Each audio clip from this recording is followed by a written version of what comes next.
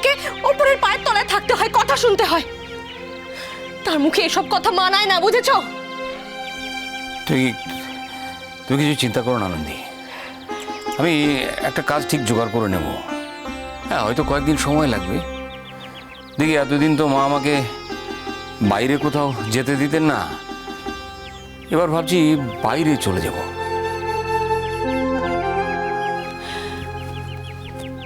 বাইরে মানে? বাইরে মানে যেখানে কাজ পাবো সেখানে চলে যাব। দেখো, নিজের বাড়ি থেকে কাজ করব বলে শহর ছাড়বো না, সেসব বললে তো আর হবে না। না, এখন তো দেয়ালে পিঠ ঠেকে গেছে। মিনির ওষুধের খরচেই তো মাসে বাধা 2000 টাকা লাগে। সেই ওষুধের খরচই বা কোথা থেকে জোগাড় করব? আর আমাদের হাতে তো জমানো তেমন টাকাও থাকে না। হ্যাঁ, 1-2 মাস হয়তো মিনির ওষুধের খরচাটা চলে যাবে, কিন্তু তারপরে হ্যাঁ, তুমি তুমি তুমি ভেবো না, কিছু চিন্তা করো না, আমি ঠিক একটা কাজ জোগাড় করে নেব। স্বার্থপর কোথাকার! আমি স্বার্থপর? এ কথাও তুমি আমাকে বললে? স্বার্থপর নয় তো আর কি তুমি? আমাকে একা ফেলে এরকম একটা মেয়েকে আমার ঘাড়ে চাপিয়ে দিয়ে তুমি পালিয়ে যেতে চাইছো একা একা? আমি আর কি করতে পারি বলো? কি করতে বলো আমাকে? রোজগার না করলে মিনির জীবনটা শেষ হয়ে যাবে, তুমি মুখ ভার করে থাকবে, আমাকে সবার কাছে কথা শুনতে হবে। আর রোজগার করতে যদি বাইরে যাই তাহলে তুমি বলবে স্বার্থপর। তাহলে আর কি করব আমি বলো? নিজের হাতে তো নিজের জীবনটা শেষ করে দিতে পারবো না। ওহ, তার মানে তুমি এমন মেয়ের পাল্লায় পড়েছো যার জন্য তোমার জীবনটাকে শেষ করে দিতে হবে, তাই তো? বড় মামি কি কিছুই বোঝে না? মানুষটাকে এমন করে কষ্ট দিচ্ছে।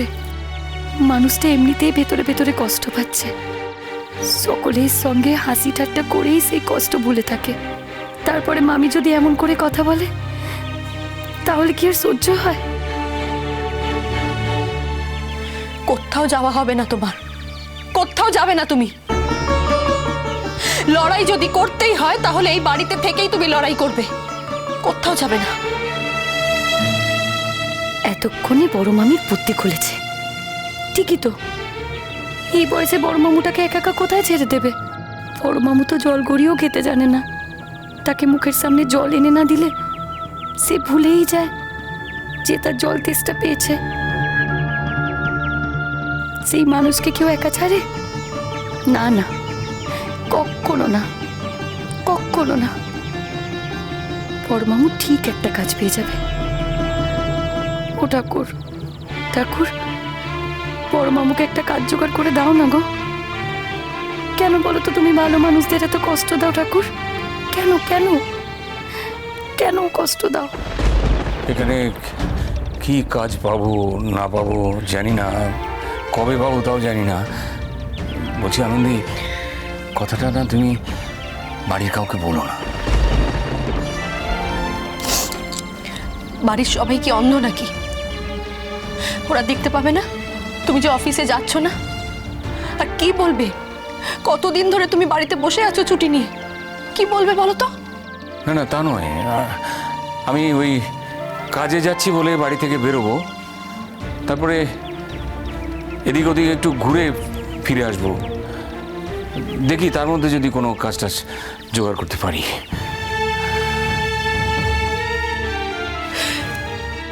আমারও কি ভালো লাগে তোমাকে এতগুলো কথা বলতে বলো তো?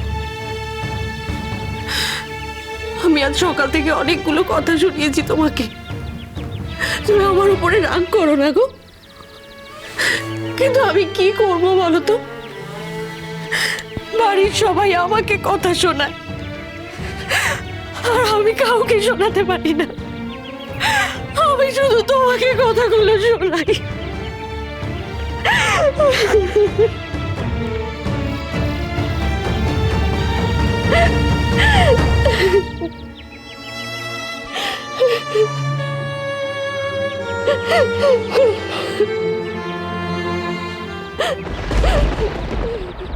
কেঁদো না আনন্দী, কেঁদো না।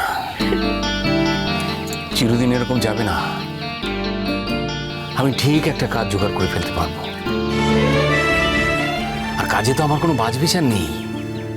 লেখাপড়া শিখেছি তো কি হয়েছে, যে কাজ পাবো সেই কাজই করব। সংসার চালানোর জন্য মানুষকে তো কত কিছু করতে হয় বলো, আর কোনো কাজই তো ছোট নয়। আমিও যে তোমার পাশে দাঁড়াবো তারও তো কোনো উপায় খুঁজে পাই না। এমন কোনো লেখাপড়ার জোরও নেই আমার যে একটা চাকরি আমি করি। তার মধ্যে সংসারের এত ঝক্কি সামলে, মিনিকে সামলে কি কাজই বা করবো। আচ্ছা শোনো না, আজকাল তো অনেক শাড়ির দোকানে মেয়েদের রাখে টাকে।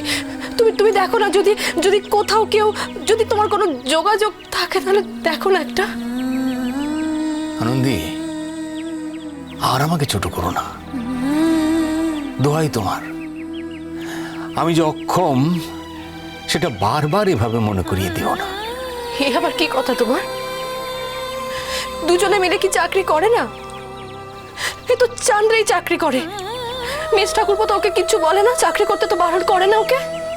তাই বলে তুমি শাড়ির দোকানে বসে শাড়ি দেখাবে? না না না, আমি তোমাকে এটা করতে দেব না। আর তাছাড়া কটা টাকাই বা পাবে? মেয়ের জীবনটাই বা কি হবে? তাহলে সংসারটা চলবে কি করে বলো তো? সংসারই বা চলবে কি করে, মাথায় আসছে না আমার কিছু।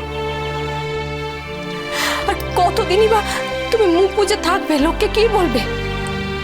একটা চাকরি পেতেও তো সময় লাগে নাকি? দেখতে দাও না, আর কয়েকটা দিন দেখতে দাও। সত্যি বুলেটটারও যদি একটু পয়সার জোর থাকতো, সেই এক মায়ের পেনশনের উপরে ভরসা।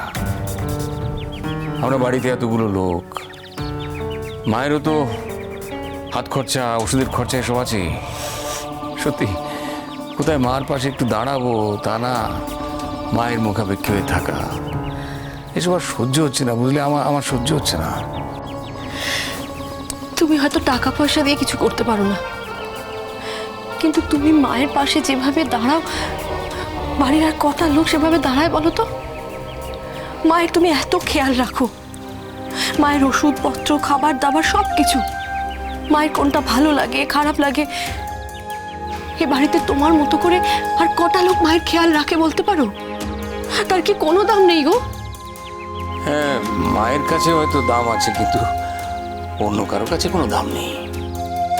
এই যে গাবলু, গাবলু তো মুখে কিছু বলে না, কিন্তু কিন্তু মনে মনে তো বিরক্ত হয়। মনে মনে কি ভাবে না যে আর কতদিন এদের বোঝা বইব?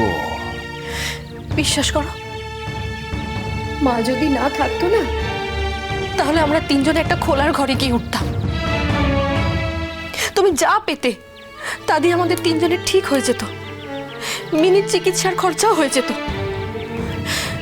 কিন্তু তোমার মনে আছে বাবা মারা যাওয়ার সময় কি বলে গিয়েছিলেন?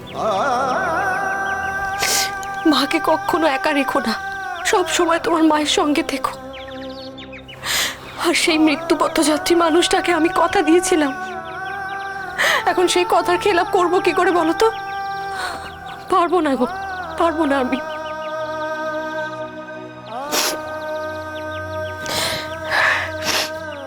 যাকে সকাল থেকে তো রাগ করে খাবারটাও খেয়ে গেলে না ঠিক মতো। টিফিনটা খেয়েছিলে তো? কি করে খাবো? টিফিনের আগেই তো নোটিশটা পেয়ে গেলাম, তারপর আর মুখে খাবার রোচে তুমি বলো? তার মানে সকাল থেকে তোমার না খাওয়া?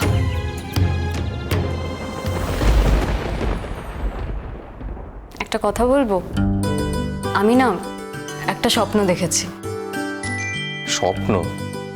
কি স্বপ্ন দেখেছো? তোমাকেই স্বপ্নে দেখেছি। চড়ুই দিদির স্বপ্ন দেখছে লালনকে।